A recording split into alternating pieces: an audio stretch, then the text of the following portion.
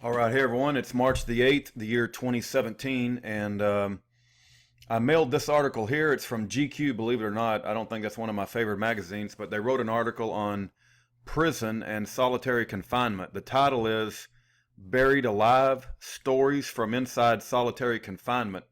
I'll put the link if you're interested. And to be honest with you, I simply cannot remember who told me about this article. It could have been my wife, or it could have been somebody emailing me. And if you're the one who told me and I've forgotten, I'm so sorry. I just can't remember where I find out about things sometimes. But I do appreciate it. So anyway, I thought the article was kind of interesting. I don't think I read all of it, but I read enough of it to think this is good stuff. So I mailed it to a few prisoners to kind of, just let them see it and if they have any feedback. So it starts off with solitary confinement. It is brutal. It is torture by definition. It destroys the mind, body, and soul, making rehabilitation next to impossible. It is also outrageously expensive, and it doesn't work. Yet at the end of the Obama era and the dawn of Trump's, isolation is as widely used as ever in the American penal system, and this is what it feels like. It goes on to talk about the American Gulag. It gives pictures of men that have spent over 20 years in prison, some of the letters they've written, some of the conditions in the SHU, Special Housing Unit, and that's the article. This guy spent 13 years in solitary. It's called a social death. Anyway, yeah, as you can see, it's quite a long article, right? So I thought, and again, I didn't read the whole thing, but I read enough of it to think, well, the prisoners might be interested in this. So I printed off several copies and I mailed it to them so they would have something to read. Just getting a piece of mail that lets you know somebody cares enough to send you something and then read about something. And this is what Russell Landers sent me back. Keep in mind, Russell Landers he's the last Freeman, Montana gentleman who was involved in the Freeman, Montana standoff back in the early 1990s. He's been in prison 21 years himself. He's not even halfway done. He's got 23 years to go. And I don't think there's any victims to his crime. Matter of fact, there was one gentleman that told me how to look up what his crimes are. And I just haven't had the time. But I think they claimed he was trying to do paper terrorism or something. I don't know. There's nobody hurt. It's not like he murdered anybody. He certainly didn't hurt anybody.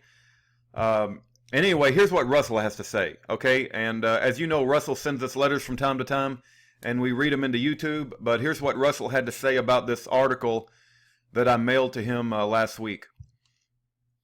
Dear Rudy and Aaron, God bless you, dear friends. Received buried alive in snail mail today. I can speak as an experienced veteran. I have seen hundreds of men buried in the hole over the last 20 plus years, now in my 21st year. I have been in the hole over 7.5 years since June the 13th, 1996. 7.5 years in the hole. That is insane. Here at this unlawful secret prison inside a prison, CMU, Communications Management Unit, run by the CIA Counterterrorism Unit. They're the most horrific organization in America. They are extreme Gestapo on American soil, and they paint themselves as being very patriotic and going after domestic terrorists, when absolutely nothing could be furthest from the truth. They're going after patriots and Christians. Russell goes on to write, I have been isolated in a building condemned 20 years ago.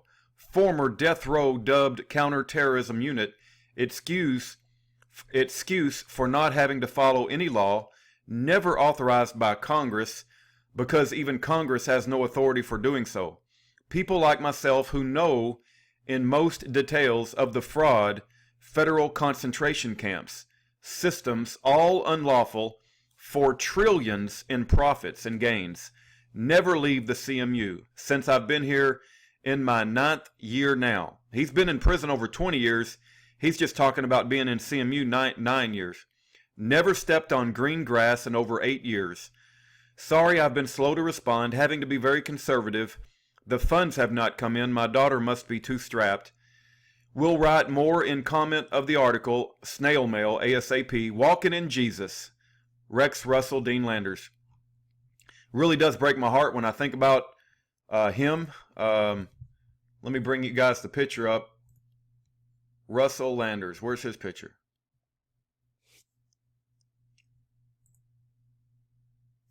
That's his picture right there. That's Russell Landers. That's his address. Matter of fact, I got to change that. I think you got to put FCI Terre Haute.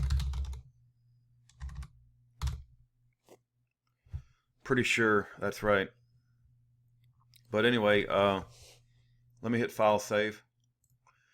All right, well, that's Russell Landers, been in prison for over 20 years. He's the last remaining Montana freeman. We pray for him. I think Wikipedia has lied about him, similar to what they did to Ken Hovind. You know, if you come across an article that you think these prisoners might be interested in, whether it's about prison brutality or prison conditions or solitary confinement or the CMU or the counterterrorism unit or the Department of Justice, you know, just send them an article, right?